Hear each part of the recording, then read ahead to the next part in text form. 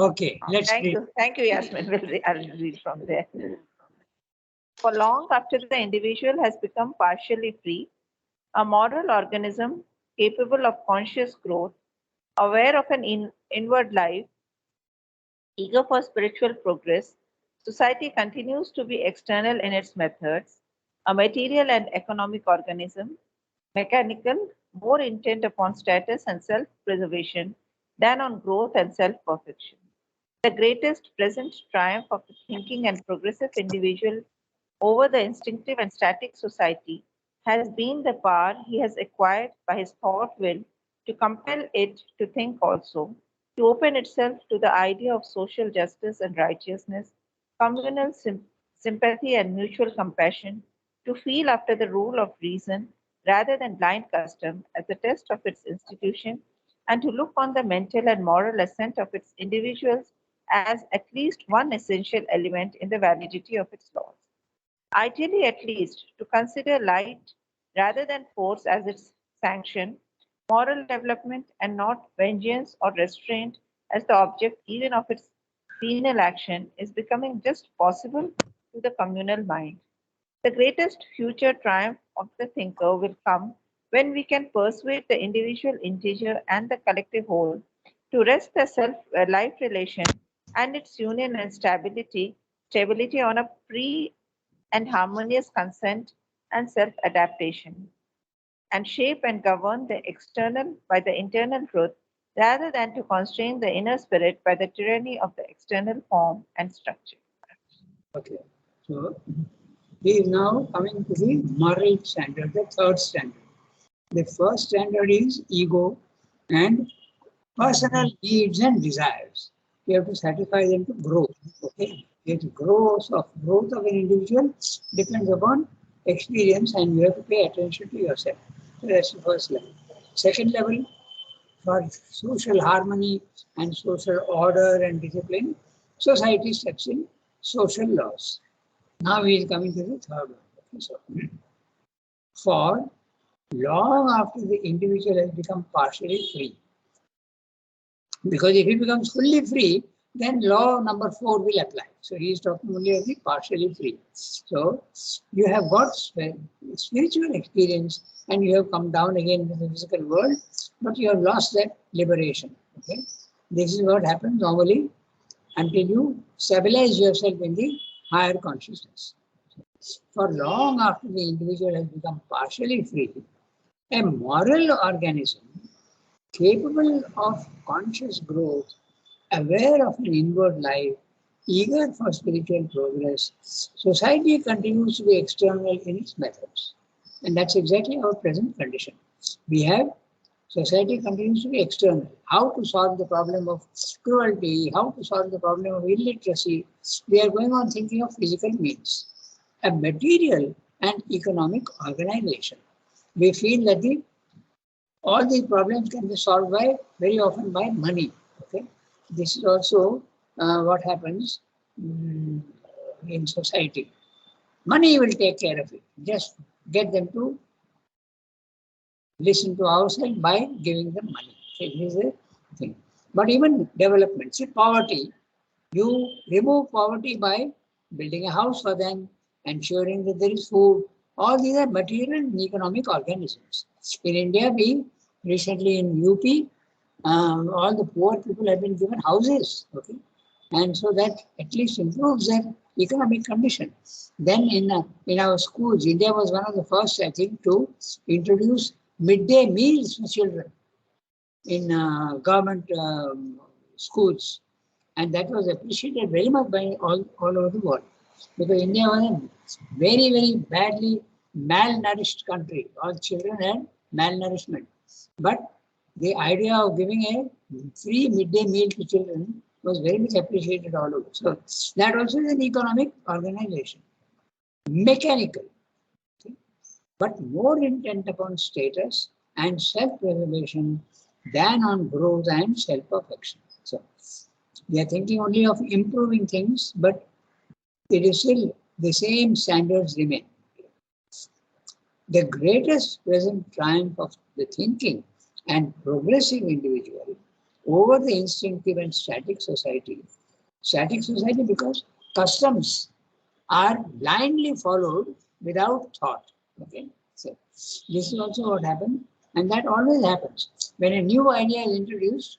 Slowly, the new pattern continues to exist, but the spirit is lost. Okay, exactly like you may decide one day that every day I'll go to the samadhi and bow down. Okay? You continue to do that. It's a good habit, but finally it becomes mechanical. Okay, when you are going there and bowing down, you are thinking of something else. The real spirit is gone. So this is also what happens in society. With good intentions, the government introduces something, but it becomes mechanical and only self-preservation. Okay? The greatest present triumph of the thinking and progressive individual over the instinctive and static society. That's why I gave you this idea, instinctive and static society, has been the power he has acquired by his thought will to compel it to think also, to open itself to the idea of social justice and righteousness, communal sympathy and mutual compassion, to feel after the rule of reason rather than blind custom, as a test of its institutions, and to look on the mental and moral ascent of its individuals as at least one essential element in the validity of its laws. Okay? It's a very big sentence, but what Sandhu is saying is that we are forcing people to change their attitudes. It's taking a long time. So, someone once told me that if you want to change some old, new types of, if you want to change the old habits into new forms, it takes 2 or 3 generations to introduce the new system. Okay, but sometimes it takes even longer. For instance, take the case of in India, the treatment of Shudras, okay, the untouchables. It has still not gone after 75 years of independence. It is still very much practiced. So, static society, that's what happens. Okay? I remember one program, and there was this boy, Amir Khan, who had this Satyameva Jayate series of serials. And in there, he had once invited the COP members from Punjab. Okay? And they insisted that they won't follow the constitution of equality and freedom, but they will follow their own system. So, even with the best of intentions, this static society cannot be changed very easily. They were arguing. They said, no, our system is better than your constitution. We don't believe in freedom. The girls must marry according to our wishes. The boys also cannot do anything which we don't approve of. So this is it. Even in South India also, inter-caste marriage is forbidden. Okay, you can't. And it goes to the extent of even murder.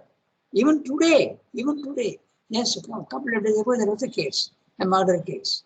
And sometimes it goes as far as the family members themselves. Honor killing, they call it. Okay.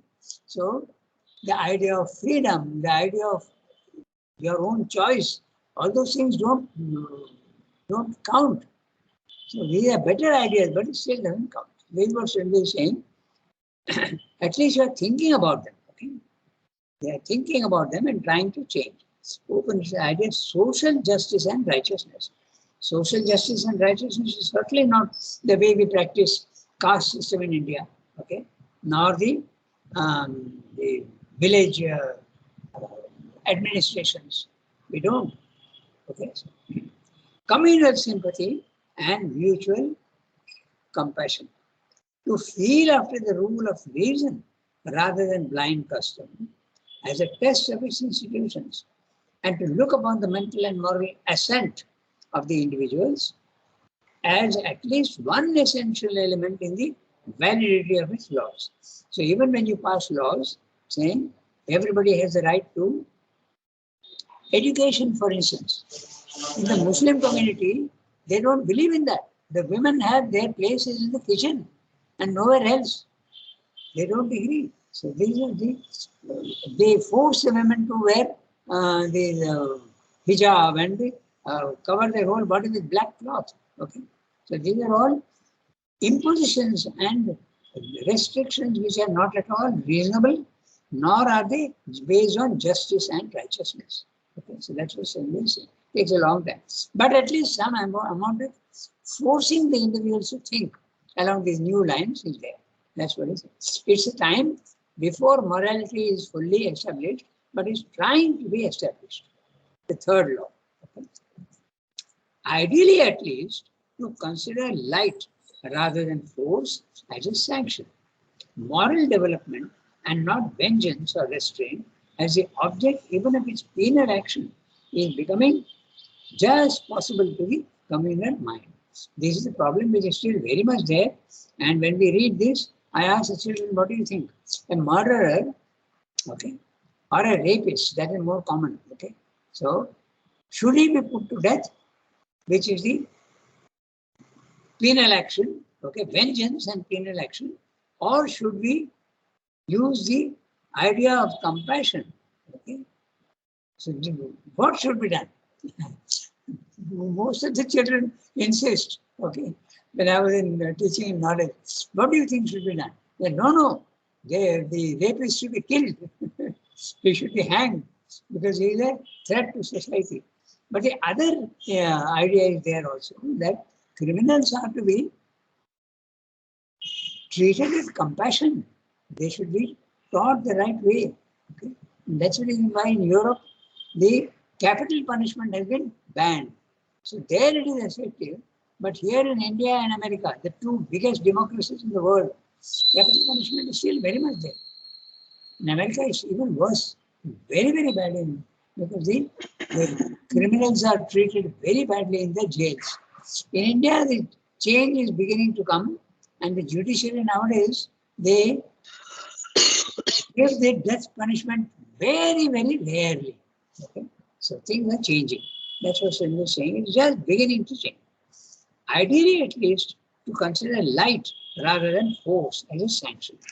Moral development and not vengeance or restraint as the object, even of its penal action, okay, legal action, is becoming just possible to the communal mind, just beginning. Okay.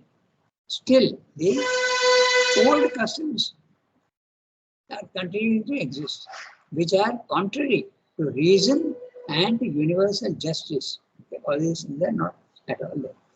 The greatest future triumph of the thinker will come when he can persuade the individual integer and the collective whole to rest their life action and its union and stability upon a free and harmonious consent and self-adaptation. So, both should agree about the way we have to achieve this, the solution to this problem. It's not easy. Which is more important, society or the individual? So some viability has to be found, but it cannot be found so long as you are in the ignorance. Only when you go to a spiritual level of consciousness can it be solved. And so it will never be solved fully at the lowest level of ignorance. It cannot be solved. The greatest future triumph of the thinker will come when he can persuade the individual integer and the collective whole to rest their life relation and its union and stability upon a free and harmonious consent. Even if something is achieved, it breaks down after a certain amount of time. Okay? The pact between the individual and society does not always work. Free and harmonious consent and self-adaptation. Self-adaptation. There should be no third intervention. Both should agree. Self-adaptation. And shape and govern the external by the internal truth. Psychologically, it should be based on truth and justice, and love and compassion, and not punishment. That's the whole idea. That is the reason why there is so much of freedom in the ashram. Okay? Not only in the ashram, but in the school also. Whereas, the fact that humanity is not yet ready for that is shown by the way the freedom is misused, unfortunately. That's the whole part. Given freedom, it is misused. So, still, it is a step forward. One harmonious and internal truth rather than constraint, the inner spirit, by the tyranny of the external form and structure. Tyranny is using a very strong word, tyranny of the external form. You force the individual to listen to these social conditions and social rules. Okay, we go to the next paragraph. But even the success that he has gained, let's see what he has to say. Shall I Yes, read? yes, go ahead. But even this success that he has gained is rather a thing in potentiality than in actual accomplishment. There is always a disharmony and a discord between the moral law in the individual and the law of his needs and desires, between the moral law proposed to society and the physical and vital needs, desires, customs, prejudices, interests, and passions of the caste, the clan, the religious community, the society, the nation.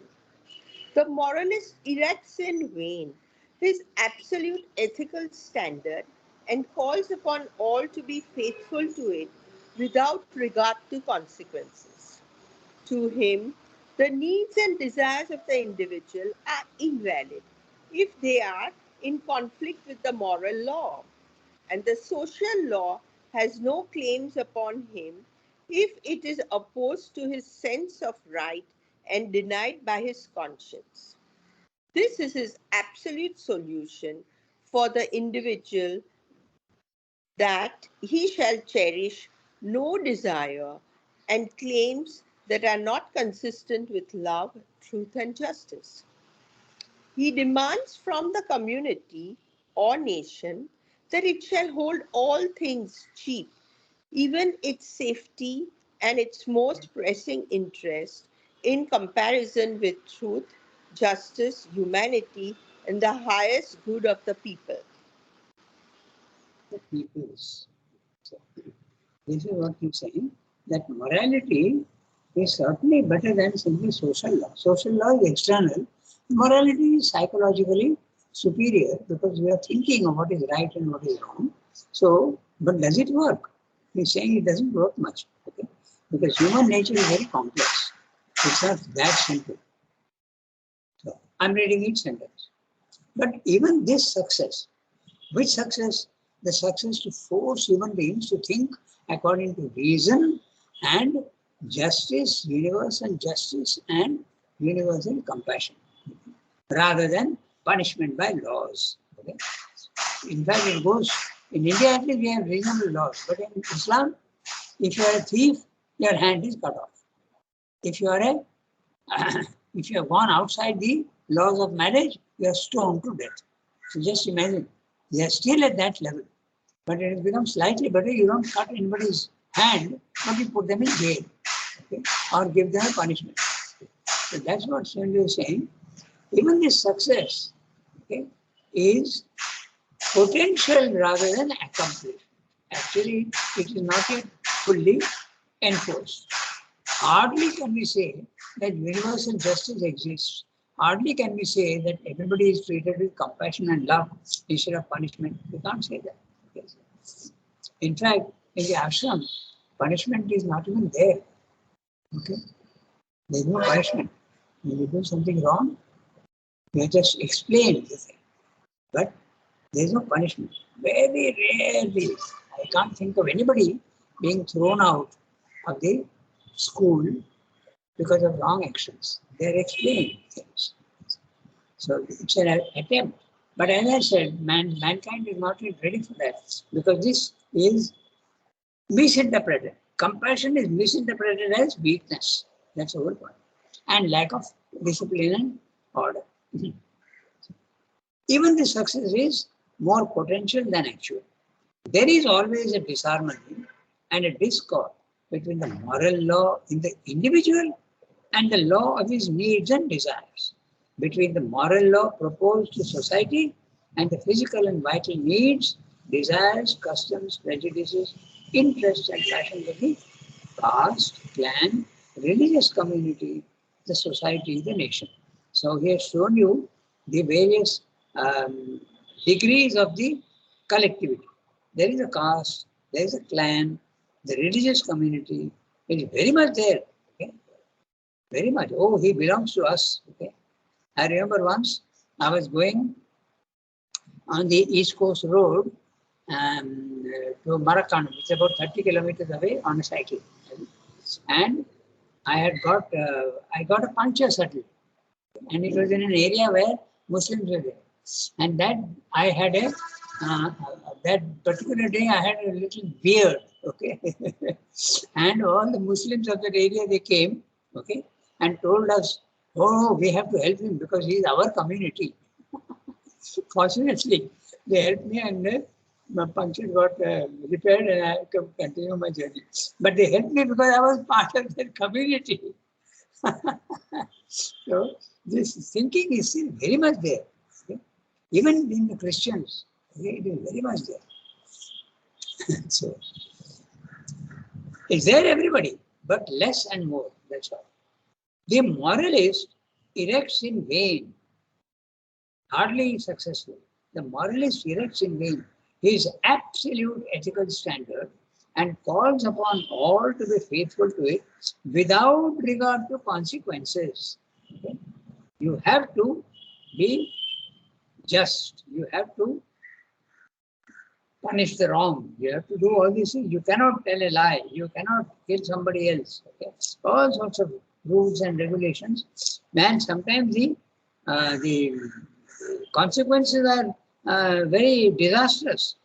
Okay, we can think out your own examples with this. Okay.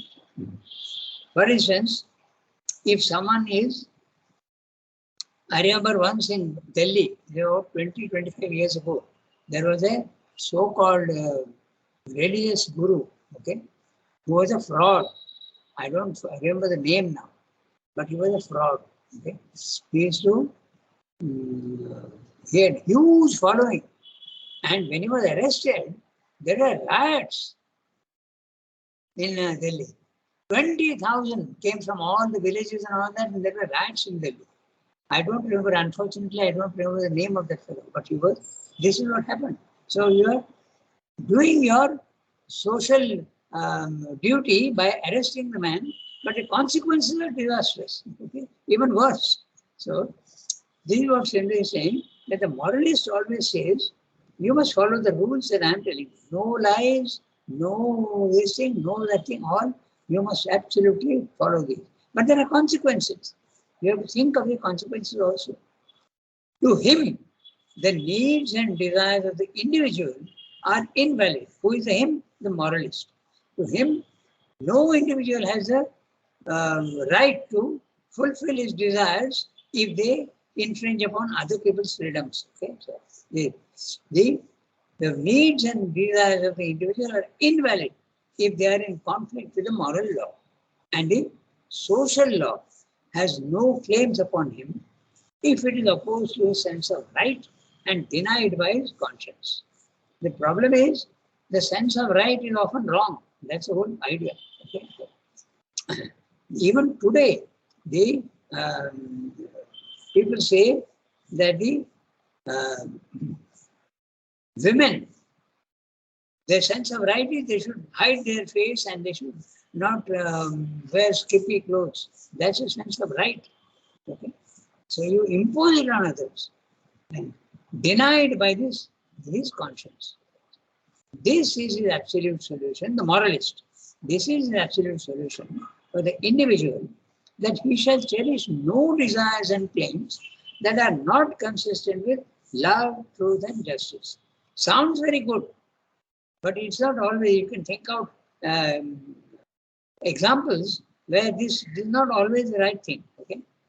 He demands from the community or nation that it shall hold all things cheap, even its safety and its most pressing interests in comparison with truth, justice, humanity, and the highest good of all peoples. So, does it work? Sri Aurobindo will tell you that it doesn't work at all, because human nature is very strong and the vital is 10 times more powerful than the mind. The mind can come up with all sorts of reasons, but they never succeed fully. To a certain extent, it may succeed, or not. The vital will always triumphs. Try to control your vital with your mind, and you will see that you can do that very little. Okay, so we go to the next paragraph. Okay. No individual rises to these heights. What's the time? 27. We can read one more paragraph. Who can read? Sunki, you have not read for a long time. I will read. Yeah, go ahead, read. No individual rises. No individual rises to these heights except in intense moments. No society yet created satisfies this ideal. And in the present state of morality and of human development, none perhaps can or ought to satisfy it. Nature will not allow it. Nature knows that it should not be. The first reason is that our moral ideals are themselves, for the most part, ill-evolved, ignorant, and arbitrary mental constructions rather than transcriptions of the eternal truth of the Spirit. Authoritative and dogmatic, they assert certain absolute standards in theory, but in practice, every existing system of ethics proves either in application unworkable or is in fact a constant coming short of the absolute standard to which the ideal pretends. If our ethical system is a compromise or a makeshift, it gives at once a principle of justification to the further sterilizing compromises which a society and the individual hasten to make with it. And if it insists on absolute love, justice, right, with an uncompromising insistence, it soars above the head of human possibility and is professed with lip homage, but ignored in practice.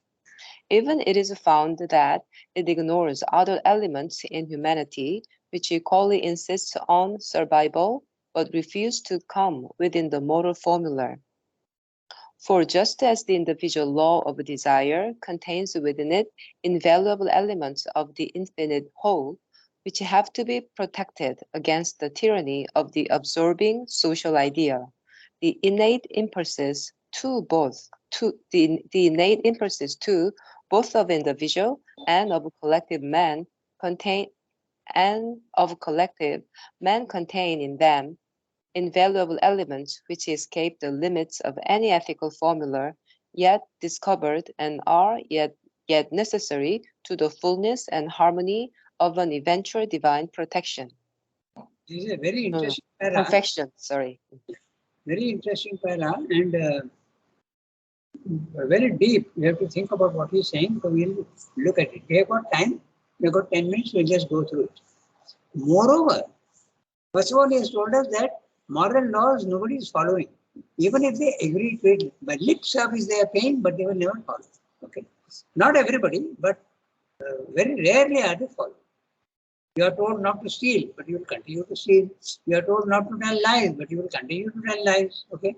Moreover, absolute love, absolute justice, absolute right reason, in their present application, by bewildered and imperfect humanity, come easily to be conflicting principles. Okay? Now that's the whole point, where there are dualities in the physical world and both have to be taken into account. For instance, he is giving examples. Justice often demands what love abhors. This is exactly the problem of we have the problem of the justice. Okay, a criminal has to be punished. That's what justice demands. But love abhors. Love says, no, try and use compassion and try and reform him. Be compassionate. Give love, not punishment. So these are opposite things. Then right reason, dispassionately considering the facts of nature and human relations in search of a satisfying normal rule, is unable to admit without modification either any reign of absolute justice or any reign of absolute love. There is no solution if man is in ignorance.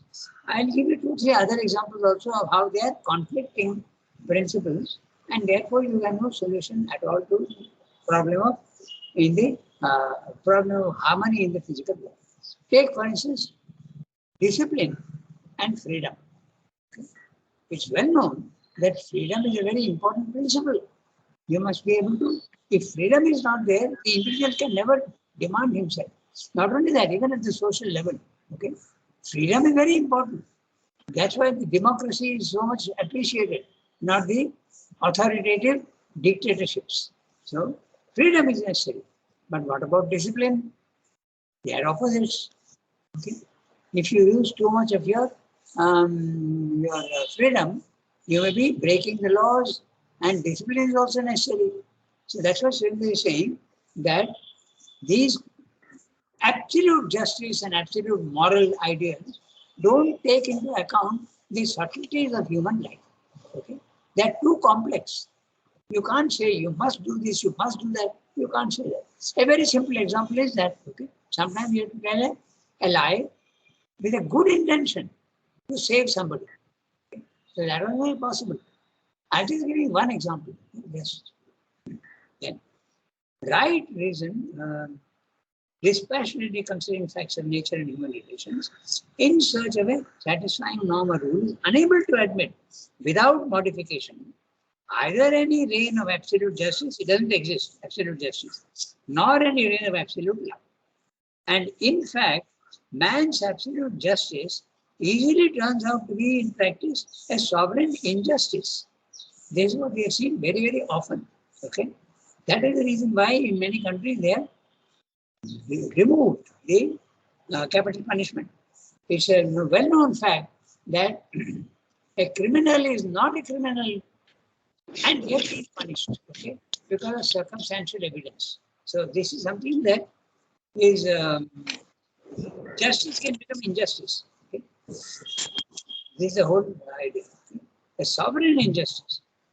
For his mind, one-sided and rigid in its constructions, puts forward a one-sided, partial and rigorous scheme or figure and claims for it totality and absoluteness and an application that ignores the subtle truth of things and the plasticity of life.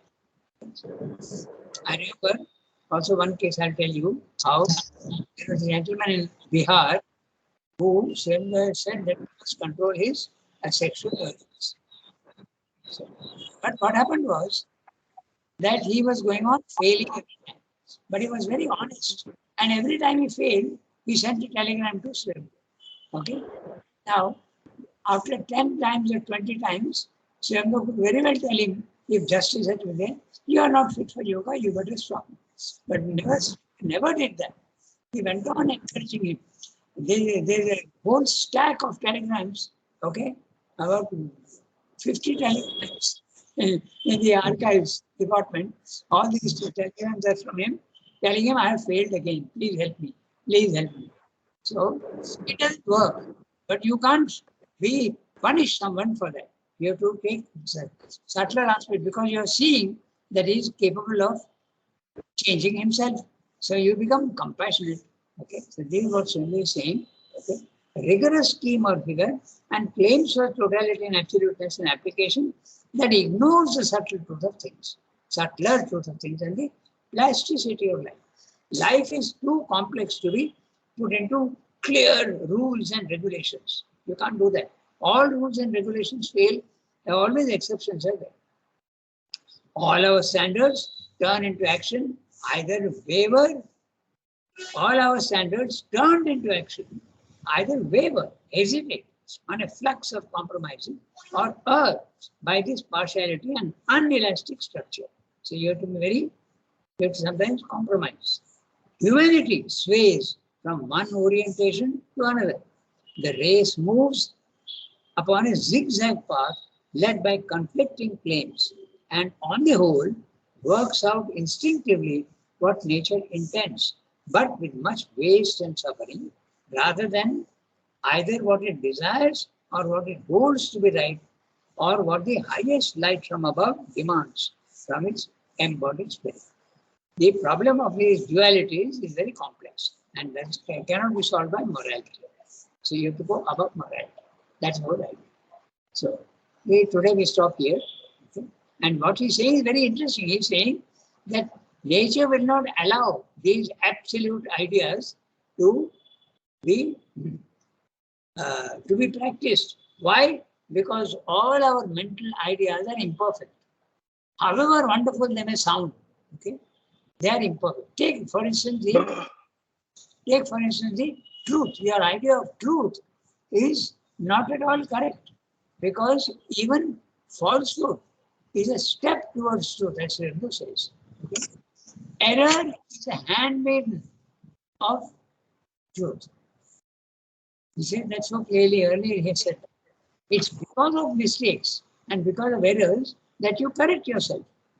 So how can you say that you should never make a mistake? You have to learn from mistakes. So this is what he's saying all the time. Error is the handmaiden of truth. They always go together. So you have to be very plastic in your understanding of things. Okay, so Excuse me, but yeah, why did you skip one whole paragraph which Sunki read and jump to the next paragraph? Yes, I did that because I am. Yeah, because Sunki read, no individual rises to these heights. I'll But tell you. you started reading from the next paragraph. Yeah, I'll tell you because when I'm seeing on a small tablet, the continuity is not very clear as in a book. Okay, the book is very clear. I have the whole 2 pages, but here I have not even a full page. That's why I'm very sorry for what happened. But we'll correct it next time. Okay, we'll correct it. But because sometimes my computer, the little tablet misbehaves and jumps. That's one of the reasons also when it happens. Okay. And I have the whole idea of what he's saying in the chapter, so I lose track of what is being said. I'm very sorry. So next time we'll see what we have escaped. We'll do that. Who individual rises is what we have to. yes. I will make note like that. Okay. So Let's see okay, what- we have the Suki. Bonjour. Bonjour. Au revoir. Thank you, Ragada. Thank you, Rangada.